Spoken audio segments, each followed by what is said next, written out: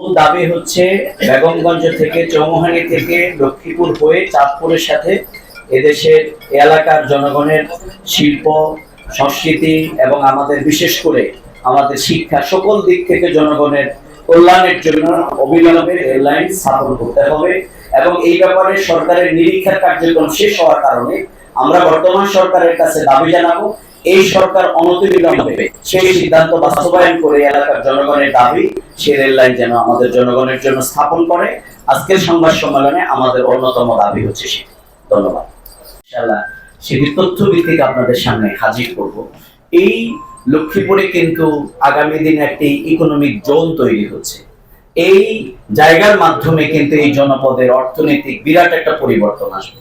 সুতরাং ইকোনমিক জোনটাকে এই অঞ্চলে ও সহজতর হবে। আমরা মাননীয় সরকার এবং রেল মন্ত্রণালয়ের প্রতি জোর দাবি জানাচ্ছি, জনস্বার্থ বিবেচনায় অবিলম্বে চৌমুহনী, লক্ষ্মীপুর, রায়পুর, চাঁদপুর রেল সংযোগ বাস্তবায়নের কার্যকর উদ্যোগ গ্রহণ করা হোক। আমরা প্রত্যাশা রাখি গণমাধ্যমে জোরালো ভূমিকার মাধ্যমে এই জনপদের মানুষের ন্যায্য দাবি সরকারের দৃষ্টি আকর্ষণ করবে এবং মানুষের অঞ্চলের মানুষ শীঘ্রই রেল যোগাযোগের সুবিধা পাবে।